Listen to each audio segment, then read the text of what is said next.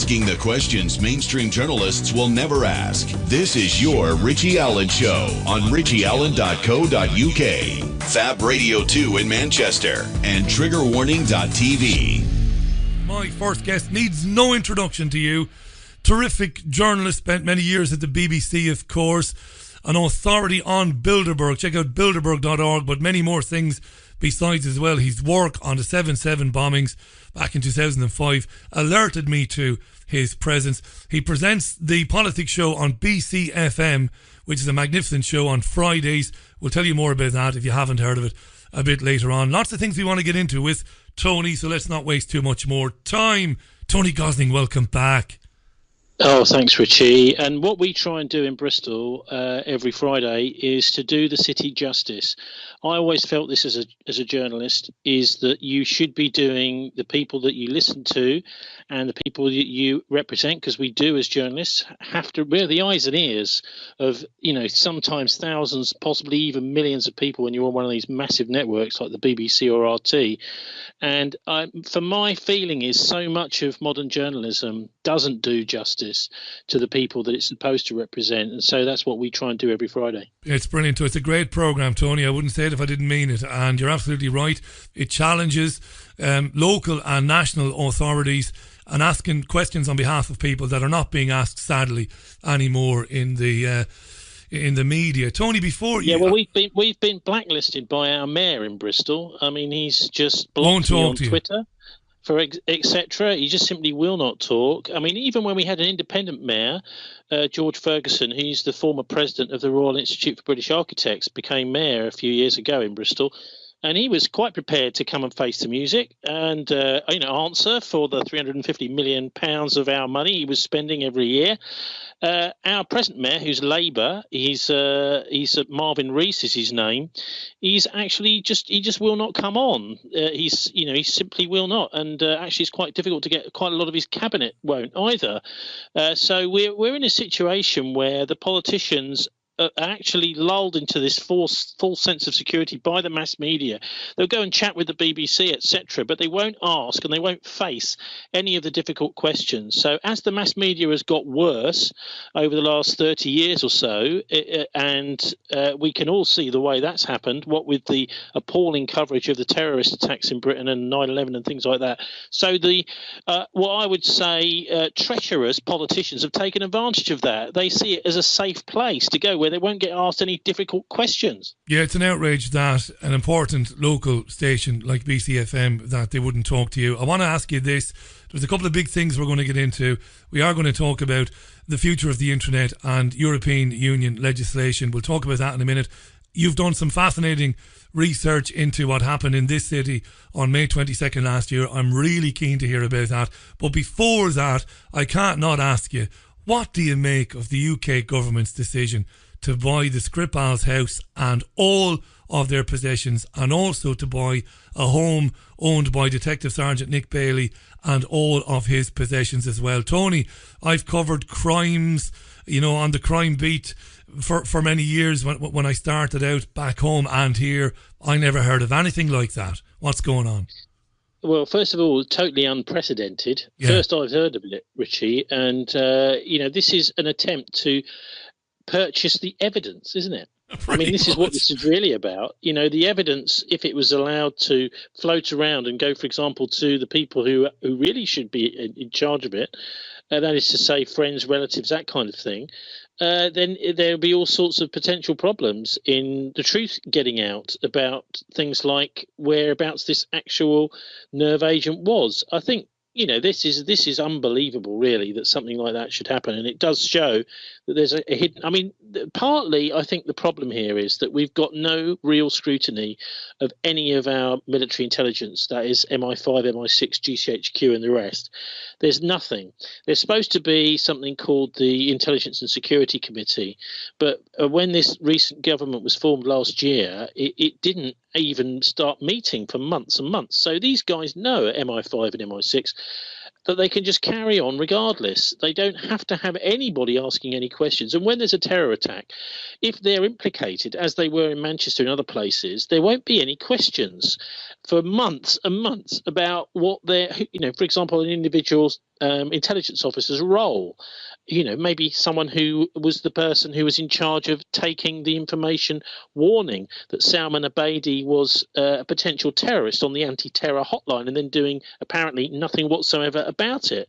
The disappearance of the big blue suitcase of Salman Abedi, no explanation whatsoever. Is there no explanation?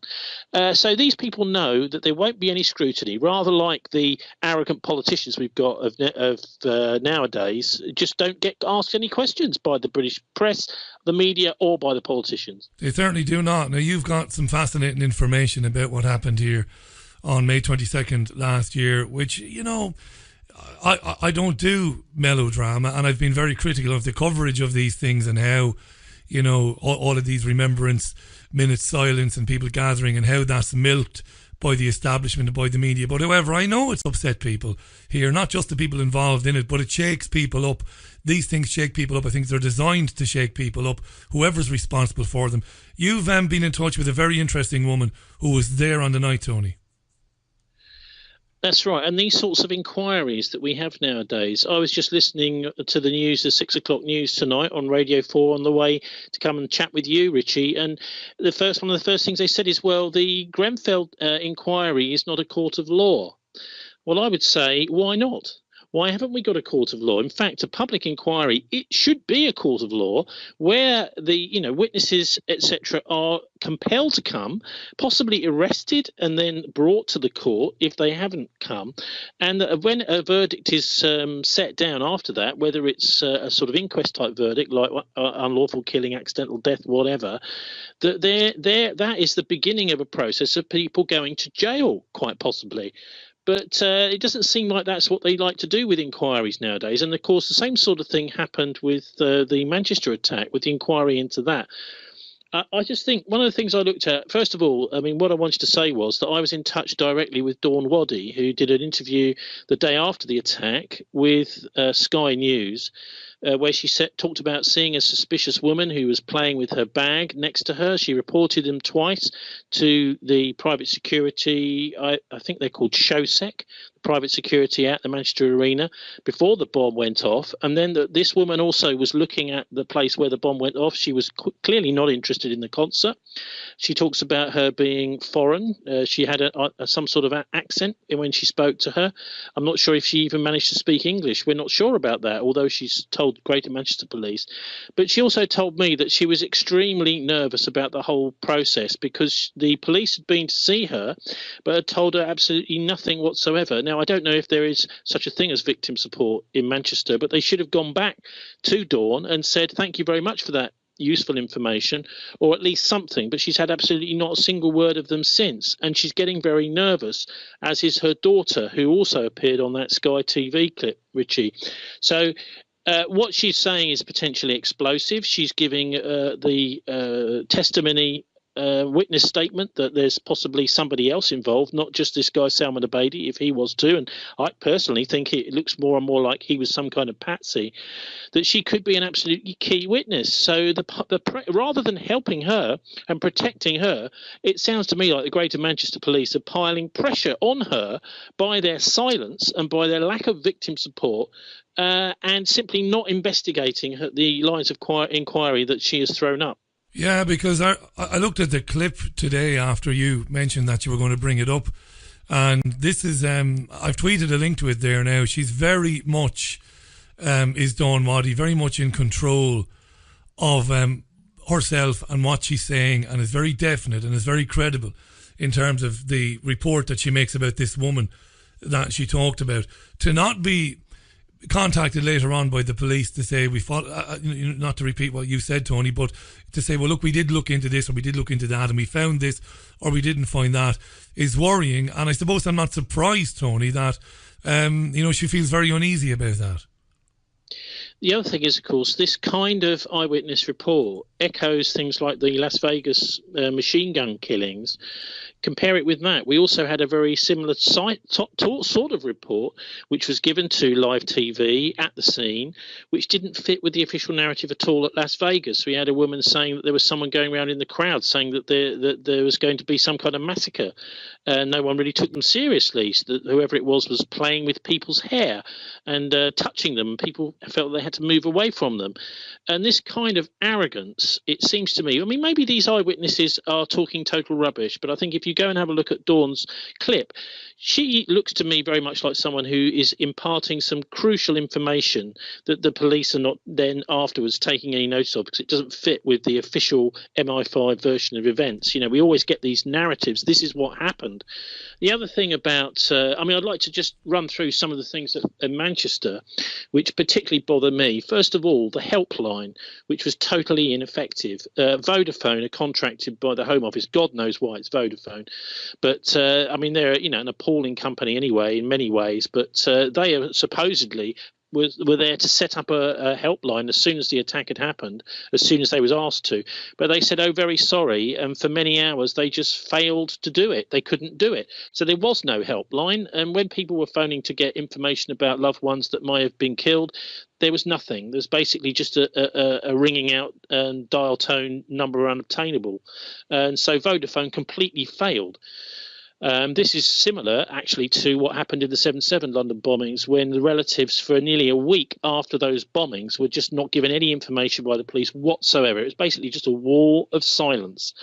The authorities, even though they, presumably had some information about who'd been killed, bodies, identification, that sort of thing, were giving absolutely nothing away. Now, that sort of thing, it allows kind of cover up to be going on in the process. So, who knows what might be going on. They should be telling people, if they know that they've got your loved one's body, they should not be forcing people to wait and wait and wait. So that was one of the first things that struck me about Manchester. Then there were the false alarms, exactly the same as took place at the Westminster attack, of a second terrorist on the loose at Manchester, which apparently caused the fire service to wait on standby for 2 hours.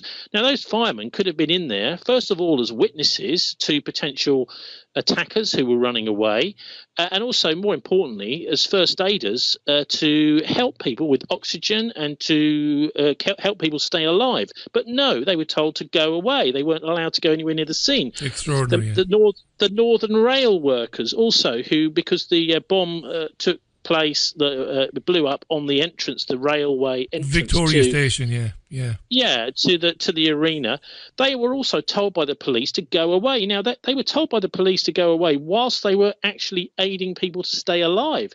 They all to a man, apparently, all of them, every single person, refused to go when they were told to by the police. So they said, no, we're going to stay here and help these dying people. Thank you very much. So these sorts of behaviours by the police, I think, are just totally unexcusable. So, we also see eyewitnesses like Dawn. Okay, she was interviewed, but, what's happened with that information? Nothing. She's not been called back.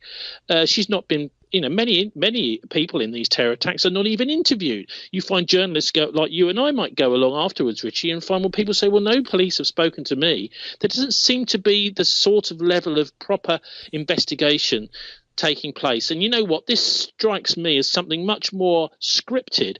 Just as I found at 7/7, it seemed like it was scripted rather than that the police were doing a proper investigation. It seemed like they'd already decided who'd done it before the investigation had even started. This is good stuff, Don. Let me just jump in. This is good stuff because some people would listen to this and they would listen to you and they would say, right, okay, Tony, he's asking some good questions. However well trained these first responders are in a chaotic scene, maybe they can make mistakes. However, what negates that? Because that's the devil's advocate position, which I would have put to you over the years. Look, Tony, there's a bomb gone off, it's chaos, mistakes are made. However, that point of view is negated, is made redundant by the fact that it carries on, that behaviour carries on in the weeks and months after the attack.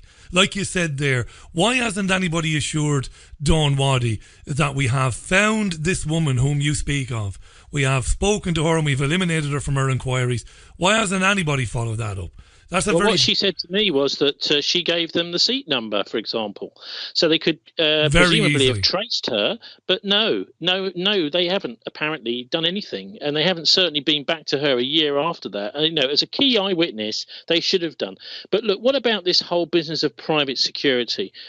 Shosek, who were doing the private security at the Manchester Arena. Now, I wonder, who are these people? There were complaints on the Manchester Arena website on TripAdvisor saying, these people, who are they? Because their security is zero. They're not checking anything. They're not checking us. They're not checking bags. They're just standing around. One does wonder, what is the point of employing a private security firm or any kind of security firm that doesn't actually check anything as people go in and out? Are they just looking as someone looks suspicious? Maybe they've got a patch over their eye. They might stop them and say, are you a terrorist? This is not security. This is a bit like in the run-up, as I'm sure you remember, to the 2012 Olympics, Richie, when what was his name? Ben Fellows gave a really interesting report of all of the nonsense that G4S were doing, pretending to do security. Now, that's just simply not good enough at a massive event like the Olympics. And the thing is that these private terror companies, we now know through things like ISTS, I think their name is, the company, the Israeli-based company that was doing the security at airports for the 9/11 attack, that these are potentially terror vectors.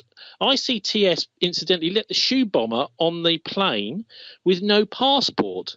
So these private security companies, I think, number one, we've just got to get rid of them. No private security, thank you very much. We'll just have ordinary, normal police and no private security, because it doesn't seem to me as if they were doing anything at Manchester Arena, Richie, at all. Tell me this, Tony. Tell me this. Afterwards. Yeah, tell me this, because you, obviously this is your country, and I'm, I've been here a few years now. I've lived here before. I have lived here a couple of times over the years, but you and I are of a similar age.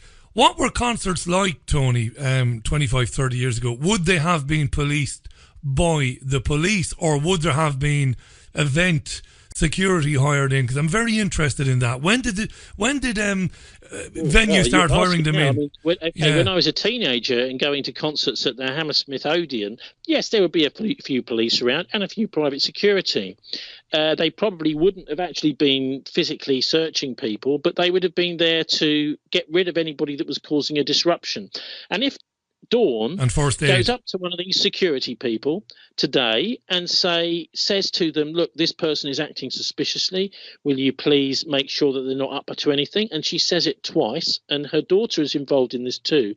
And what she says, she said to me was that the woman, what she got from the private security, they said to her, how would you like it if someone accused you just because you were a different colour? Now, that's incredibly suspicious that they should say something like that, because, I mean, we know, and everybody knows, that the potential is that somebody of a different colour might potentially be a terrorist, just as somebody white might be a terrorist. So what they're doing is they're just trying to dismiss legitimate claims of someone who is suspicious about somebody. And for somebody to have actually raised this, it's very unlikely that would normally happen at a concert. Very unlikely. But for someone to have raised it beforehand, and then there was one of the most horrendous terrorist attacks, killing 22 people in British history, happening after that was raised, and then for her to hear absolutely nothing back whatsoever from the police, I find totally unbelievable. And I think that the police should go around today, tonight, tomorrow, to see Dawn, to reassure her that we will protect you and we will make sure that you're looked after, Dawn, rather than taking a statement and never speaking to you again. And ignoring her. And just to remind our listeners, some of whom might be joining us late, Tony is talking about a lady who gave a statement to event security while the event was going on. She later told the police this, and she told it to the national media as well, that there was a woman sitting next to her, constantly smirking to herself, constantly looking in the direction of where the blast would later come from. This woman disappeared a few minutes before the end of the concert, just before the bomb went off. This is obviously somebody whom you'd want to speak to if you were one of the investigating team looking into this. It's very serious, Tony. It's good stuff. I look forward to, I know you've been in touch with her, and I know you wanted to get an in-depth conversation with her, but she's a bit spooked. I don't know if that's going to happen. Well, no, she has been completely spooked. Goodness knows exactly why, but she won't. I don't think she'll be contacting me again. She told me this stuff, and then all of a sudden just cut me off. So anyway, I had a bit of soul searching as to whether to share this with you, but she was. I think being totally open and honest with me until she got very frightened. And of course, this is exactly what happens, is people who are saying something which the real perpetrators, whoever they were, don't like, the frighteners are put on them, and the police should be protecting her, not allowing that to happen. Look, also, I mean, another thing which happens in all these terror attacks, it seems, and we've got to start looking out for these in every single attack that happens in the future. I'm afraid, it's likely that there will be more. That there was a whole spate in the run-up to the general election, wasn't there, of course, last year? But then they do seem to happen during elections for some strange reason and then stop. So the other thing is that the terror suspect, Salman Abedi, was incredibly well known to MI5. He'd also been reported on the anti-terror hotline. This is exactly the same as happened with the London Bridge attack. It's exactly the same that happened with the Westminster attack. And finally, I suppose, is the real problem is you've got a totally unaccountable MI5, no accountability whatsoever. So this is what they call the permanent government. These are the people that never change. Whoever you vote for, they're always the same people. Nosy Parker is the guy's name. Andrew Parker, the Director General of MI5. He's the guy who was in charge of the public spinning, that is to say PR, and the narrative of the 7/7 London bombings, which didn't make any sense. It was completely flawed. But that didn't seem to matter because no one was asking too many questions, apart from, by the way, the families of the people that died on 7/7, some of whom I've been in touch with, and who are absolutely livid about the fact that MI5 have not paid the price after all the mistakes they've made over the years. And so his role, I think, is really important. Also, of course, as I'm sure you'll know, Richie, is MI5's role in Northern Ireland. Extremely suspect. MI5 seems to me to be literally a kind of Crowley-esque law unto itself. It's an organisation that nobody is able to touch. And therefore, with that sort of impunity, God only knows what they're doing. I mean, there should be absolute. I mean, what we should be talking about here is public testimony without being behind a screen by the individual intelligence officers responsible for all these terrorist attack cover-ups or investigations, and those people should be being interrogated by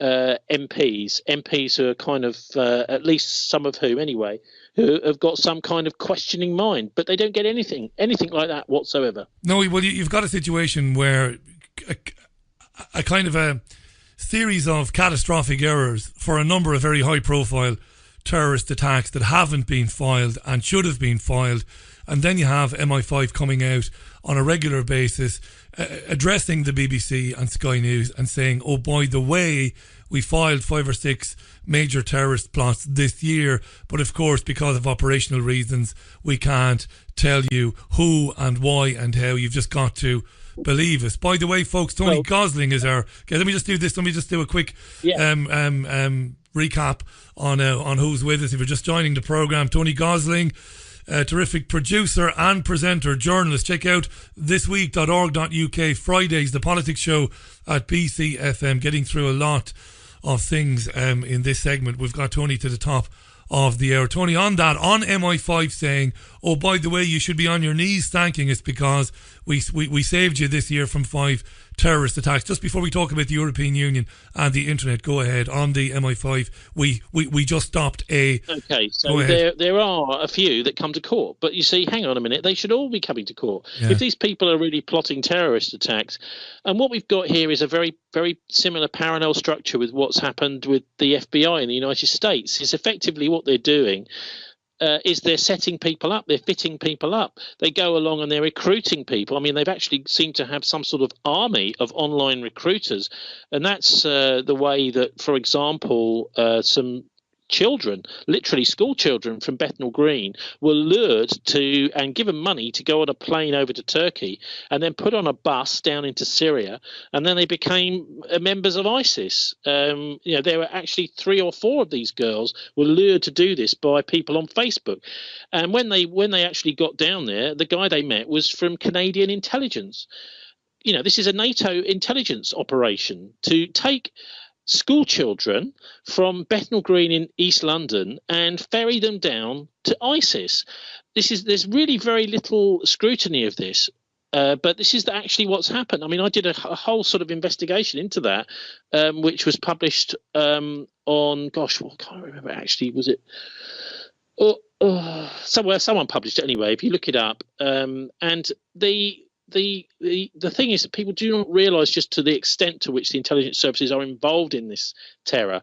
I think anyway. I mean, that's the conclusion I've come to over the years looking at it, and also looking at the whole background with the Northern Ireland terror. I actually worked on for the BBC in London on covering the things like the stock exchange bomb before the IRA ceasefire, before the Good Friday Agreement, and it was quite clear that there was a sort of willingness for MI5 to actually allow these things to happen. They didn't want to stop them because they knew that it was their bread and butter. If there's a terror attack in London, this is actually quite good for us because it means that we can justify our existence. And more money, of course.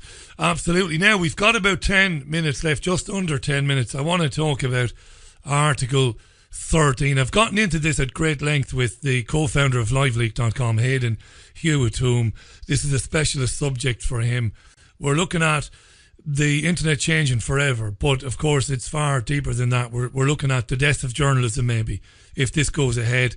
It's been approved. It isn't law yet, but it's expected to become law early in 2019. Article 13. Do you want to sum it up, Tony, where you are on it and what you think it might bring? So what's happening, it's part of a much wider move right across the Western world, and that is to change copyright from civil offences to criminal offences. That is to say, to massively up the penalties for anybody using someone else's work. Now, I mean, I use other people's work the whole time, not great paragraphs of it, but I quote people. For example, using photographs to illustrate things. And I think basically, so long as you credit the original person and they don't object, that's fine. But that's not what this is about. This is about the big news agencies like Associated Press, Press Association, people like that, simply being able to prohibit any use whatsoever of anything that they do. That means, for example, you couldn't publish it as part of an analysis of the lies that we're getting. So, I mean, copyright is an important thing. It's people's livelihood. But if they don't object, I mean, for example, one of the things that should be in the new internet world is you put in, if you use say a few sentences from an official report or from an article, so long as you quote the source using if it's on the internet using a URL, then surely that's fine. I mean, what's the problem with that? What you're doing is you're actually making people more aware and sending them traffic. Yeah, you're sending traffic. Absolutely. And if people might go and buy the book, they might go and buy the newspaper, and if necessary, they might have to log in on if it's the other side of a paywall and use it.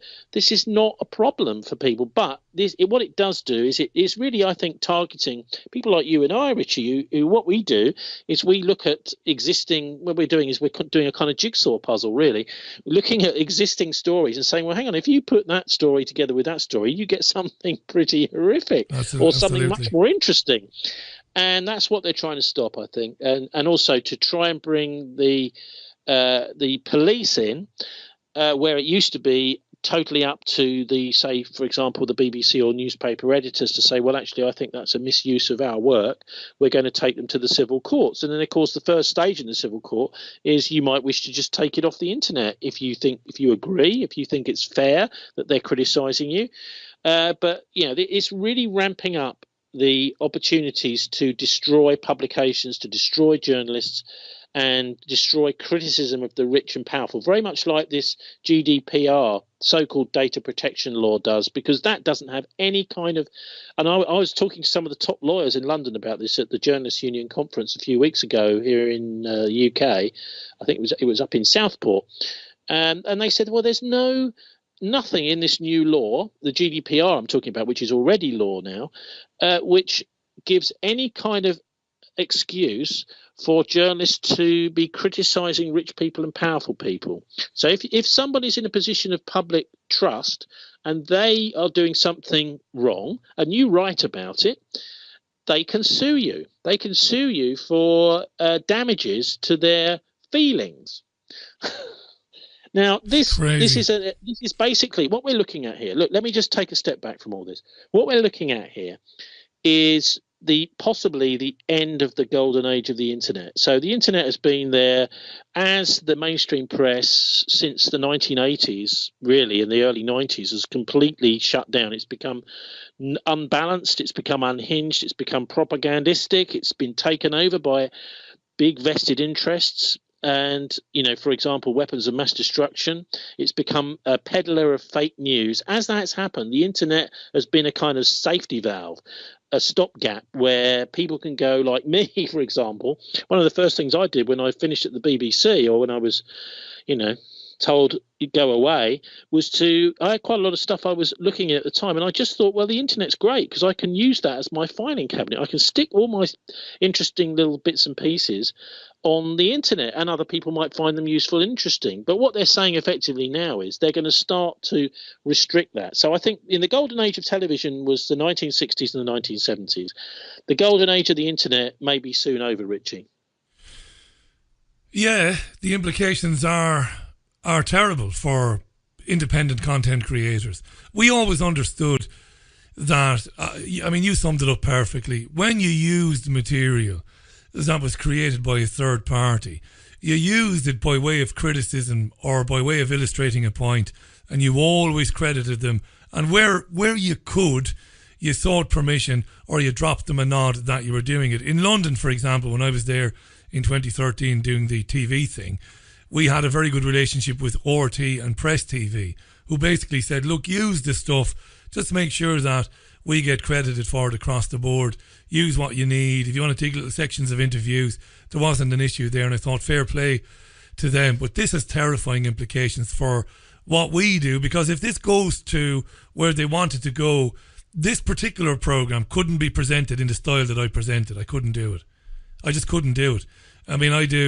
We do a monologue, and quite often, even when I'm speaking with a guest like yourself, I will introduce a bit of audio. I did have the audio of Dawn Waddy ready to go, but we don't need to hear it because you perfectly described what it is that she said. But you can't do that, so it's going to leave a great big hole in the programmes that we present. So I don't know what to make of it, Tony. I suppose we're just going to have to wait till early next year to see where this goes, I suppose. Well, and also, I suppose the other thing is, it could be that in Brexit Britain that things aren't quite so difficult, as they are in Europe. I mean, the Icelandics, for example, they've said very clearly they want Iceland to be an absolute haven for free speech. So it might simply be that people like you and I just have to base our internet sites in Iceland, and then everyone else can watch them there. But then, of course, what they'll try and do is block people from the so-called free world looking at Icelandic websites. That's the way these people's minds work. But we're in an incredible time, I think, at the moment, where there's massive things going on in the world that simply are not being reported. We had this thing last week with the Chinese social credit system, which is effectively the Chinese government saying that there are sort of 10 grades or so of people, and anyone that criticizes the government is it will go down a grade or go down 2 or 3 grades. Anyone that is obedient and does what they're told will go up a grade. Anyone that's wealthy will go up a grade. Anyone that's poor will go down a grade. So they're actually now having a formal grading system. That's what they're talking about introducing in China, effectively a kind of government-controlled caste system controlled by the Pope, who is President Xi, infallible, apparently, according to him. That is effectively what he's becoming, is a sort of pope. He's in there forever now. Apparently, there's a completely unchallengeable president. But there's been very little criticism of this. Oh, gosh, no, because we want the Chinese money for our big infrastructure projects like HS2, like the Hinkley C power station. So let's not say anything nasty about China, and let's not raise the spectre of them being a rather spooky totalitarian regime that is treating people like animals and saying, well, here's a high-grade person, here's a low-grade person because they disagreed with the government.